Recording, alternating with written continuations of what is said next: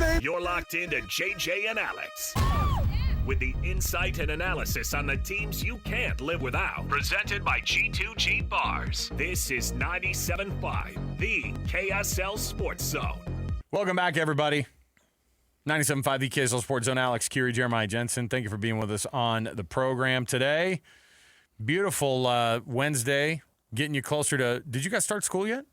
Not in the Jordan School District. Man, I think that starts Monday, Tuesday. Oh, they had a whole thing. I'm having to hear from so many family members who are like, they already started, and today was a disaster, and blah blah blah. Oof. My life will be so much less complicated when school starts.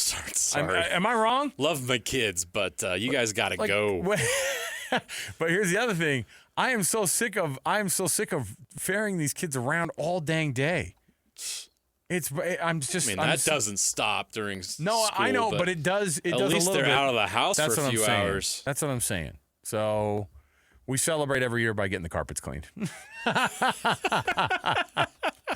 Or like a whole summer of you kids traipsing through here. What's the difference between kids and pets? Zero. Not one. Come on, thing. we don't really mean that. We love our kids. But I have to clean up after both, by the way, pets and kids. All right. I had to have a discussion. I'm like, you can't. Pistachio shells all over the couch downstairs. Pistachio shells? That doesn't work. I would absolutely kill it my kids. It made me nuts. And the part of the thing is, I don't want to go downstairs. There's Cheetos. I don't want to go downstairs. In the cracks of my couch, and I lose it. I know. I don't want to go downstairs. And so when I do, I get disappointed every time. But love you, kids. Welcome back to school, those who are participating. How many monitors were broken in your house this summer? 0. So I'm going to jinx that. How'd you pull that off? I think because I lost 2 this summer. That's wild. Yeah, it's not good. Are they throwing controllers or what's the? Both throwing controllers and somebody using a virtual device and not understanding where they're at in the room and swinging their arms around and hitting I hope somebody was recording it. So it's amazing how many different ways there are to break television screen in your house. Well, we haven't gotten there yet, but I'm sure we're going to get there. BYU Fall Camp is not just underway. We were just having a discussion about how Utah is going to be one of the premier rushing attacks in the country, and I'm starting to buy in. BYU's got to figure out what that quarterback situation is going to be. It got pared down, of course. Joining us on the program right now, BYU Broadcasting, Matt Baiamonte on the program here with us. Matt, am I pronouncing that last name right? You got it right, my friend. You better get it right. Matt, first of all, I thought it was pronounced Bamani. Hey, we as an old KSL Sports Inside joke that you don't need to know about, but I will say, was that born on the Tennessee That's trip? The Tennessee trip. Yeah. Great stories, Matt. First of all, when I saw the news that they had pared it down, we knew it was going to happen. We knew something was going to happen. They mentioned, hey, we can't do this 3 thing all the time. But that also made it pretty clear that there was a distinction between the 1 and 2 down to 3.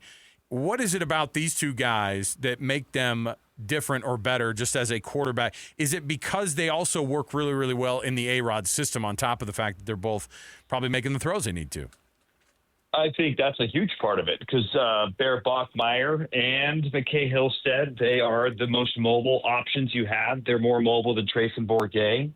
And I think, too, along with them being maybe better fits for A-Rod's scheme, I think both of those guys have just been more consistent, at least from what I've seen in the media observation periods, in terms of accuracy, in terms of decision-making. I do want to acknowledge, I was surprised that A-Rod said, because he acknowledged that McKay and Bear are 1 and 2, but he also was, he did say that Bear is taking the majority of the ones. So per Aaron Roderick, Bear Bachmeier has got the inside track to be the starting quarterback, which would be historic from a BYU perspective to have a true freshman starting game 1. That's the only other time I think that may have happened was with Jake Heaps, but he was alternating drives with Riley Nelson. So it's not just that it's a 2-man race. It's that Bear, according to Aaron Roderick, is getting the majority of the reps. So unless McKay does something significant this week and in the final scrimmage, you're looking at Bear Bachmeier as the starting quarterback. And if that's the case, what would that mean for BYU season? What would the expectations be when you're trotting a true freshman out there? I don't care how talented he is. Obviously, you're going to have reservations about what's possible with the freshman. But what is possible with Bear Bachmeier this year at quarterback? Well, I think the ceiling increases with Bear Bachmeier just because I think, physically speaking, he's the most impressive athlete that BYU has. And when you're a dual threat that can, make things happen in the run game, I think that opens things up, but it also lowers the ceiling, to your point. When you're playing a true freshman, I can't think off the top of my head, to be honest with you guys, a true freshman that has started from day one and been an impactful player right out of the get-go. There's always a learning curve. And when you think about some of the freshmen that BYU's played in the last decade or so, none of them have had tremendous success in their freshman season. Zach Wilson, it was up and down. It finished high, but there was UMass and NIU and games like that in there. You go back to Jake Heaps, that freshman year, it got off slow.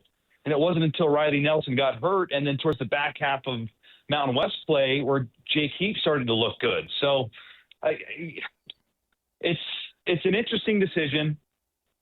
It's not a situation that I think anyone at BYU wants to be in making this decision. Obviously, you would have preferred Jake Retzloff stick around and nothing happens and you have a senior quarterback. So it's going to make the ride more turbulent. I do think there is a world in which Bear can have a lot of success, and that if he does, that puts you in a really good position for next year and the year beyond. But if you roll with a true freshman, you're also acknowledging that this thing could get off the tracks quick. Unless McKay Hillstead can regain those reps and win this job, how disappointing do you think it is for the BYU staff that they had a couple guys in the room for a year or two that couldn't take this job and got beat out by a freshman? That's a great question. I think, there's got to be some level of disappointment, but at the same time, BYU had a chance to get McKay Hillstead out of high school. They went a different route. And, Trayson Bourget was a guy they had interest in out of high school, and they went a different route. Bear Bachmeier is the only quarterback in the room other than Emerson Geilman who's not in the mix to start. But he's looked good, I will admit. Bear Bachmeier is the only guy in contention to win this job that was heavily recruited by BYU. So I think that's not to say Bear's not earning it. He's clearly earning it. Yesterday at media observation, he led a great drive. He was accurate. He made plays. I think he's doing all the right things. But there's also, I think, at play, Bear is the most highly recruited guy in the room, and he's the guy that this staff has wanted on multiple occasions. So now he's got to earn it, and the battle's not over. But from the way A-Rod talked yesterday, it sounds like he's certainly in the lead. And I would imagine there's some disappointment that one of the experienced guys just didn't seize this thing and make it obvious. Kalani and A-Rod have been stalwart in saying this, whoever wins this job, they're going to win it by their play on the field. And obviously Trayson and McKay have not done enough yet to make that decision obvious. Is Bear Bachmeier's play, or is it A-Rod's, like his ability to do what A-Rod wants to have done in the offense? Because, you kind of, when you do make that pick of who the person is, does he have the type of ability to go, we're building this offense around what his talent is? Maybe that is scrambling in moments, and the athleticism, obviously, people are really impressed by. Or is it because he already knows the A-Rod system and he just makes that thing shine? Well, A-Rod's already said to the media that he's learned the playbook and he's ahead of schedule and he's super smart. So I think he's obviously done enough in the playbook to run A-Rod's system. But A-Rod has shown during his time at BYU that he wants to run that that mobile quarterback system, and that's what he's going to do. I think back to that Keaton Slovis year. Keaton is not a mobile guy. I think that was pretty obvious to all BYU fans, and yet they still had RPO elements where Keaton would keep the football, even though you could maybe argue that wasn't the strength of that particular quarterback. That's what A-Rod wants to do. That's what he has the most success doing. Under A-Rod, the best offenses have been Zach Wilson, dual threat, Jaron Hall, dual threat, and then Jake last year when he was at his best. He was making things happen on the ground. So I think you can't discount that Bear being maybe the most significant dual threat guy in the room, that doesn't play a role. I think you'd be naive to say it doesn't. It absolutely does. Bear is a really good runner. He is the most physically impressive guy of the three.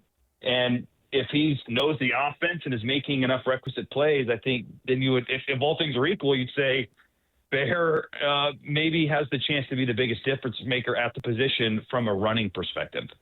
So you just talked about Bear's athleticism, his ability to run as a dual threat. You'd like to take advantage of that. You've got L.J. Martin in the backfield. Tionimo is also having a great camp and looks to be just as good as he was last year. Do you think the obvious strength BYU has of running the football, do you perhaps think that's going to impact how Aaron Roderick calls plays? Is this going to be a run-heavy offense, at least early on in 2025? Yeah, I think there's no doubt about it. LJ has been getting rave reviews. He looks a little leaner, but also more explosive. He's still powerful. The offensive line has gotten really, really nice praise from A-Rod and TJ Woods. I think absolutely. Honestly, it wouldn't matter if it was McKay or Bear. I think to win these early games and to get either of these guys ready for Big 12 play, you would certainly lean on the run. That would make all the sense in the world. And that's what's going to make Bear or McKay successful this year, is if you can get onto the outside of the pocket via play action. BYU has been so good under A-Rod when they have had a good play action game. Think about that early offense with Jaron Hall and Tyler Algier. Algier was so good, and he was such a threat that it made Jaron's job so much easier. If BYU wants to have any shot at competing in the Big 12 this year, they have to be one of the best rushing offenses in the league. Because I don't care if it's Bear or McKay, you can't rely on them to do it all. It has to start with the run game, and then you work play action and the explosive passing game off of that. I think the only pushback to that would maybe be, I think maybe every defense knows that you're going to start with the run, and so they're going to load the box and then put the pressure on the quarterback. But hopefully offensive line. And then we can't discount Carson Ryan either. He's gotten praised so much from Kalani and A-Rod in his ability to not only be a passing threat, but to be a good run-blocking tight end. So if they can establish the run and be active in that regard, I think it will help this quarterback, whether it's Bear or McKay, be impactful. Matt Baiamonte, BYU Broadcasting, covers the Cougs, of course, and has his eyes firmly planted on what's going on with that quarterback battle. He says he thinks it's going to be Bear Bachmeier. I don't know what we would say otherwise to disagree, because it just seems like all the reps are going that direction. But, Matt, we appreciate you joining us, man. We'll chat again, and when this thing becomes official, we'll all be able to see Kalani maybe breathe a little bit of a sigh of relief. Yeah, I'm sure they will. Thanks, guys. Appreciate it. There you go, Matt Baiamonte. Yeah, it's true freshman quarterback starting. It's never going to bring a sigh of relief to a coach. I'm sorry. Now, if he goes out there and he breaks one for 50 yards for a touchdown, that'll bring a sigh. Do you remember when you got to make plays? Was it the first official start at home that or no, it was when it was against Florida, and I think that they put in, it was Cam Rising was, I think, 100%, right? It was like one of the games that he was back. That was in Florida. No, the next year it was Nate Johnson. Or was it Bryson Barnes? Bryson Barnes and Nate Johnson played. He threw that 70-yard touchdown. First touchdown of the game, yeah. And everyone's like, a new era of football. And you never saw it the rest of the year until the USC game. There you go. Oh, yeah. Pig farmer. Well, I think we're going to hear he's going to have a big year. By the way, yes, he's going to. It's a perfect fit up there. Bronco loves him. All Mountain West guy, guaranteed. I'm putting my mark on it right now. Book it. Okay, we'll take a break. We'll come back. We got more to go around the corner. I have a would you rather you don't want to miss. Stay with us. 97.5 the KSL Sports Zone.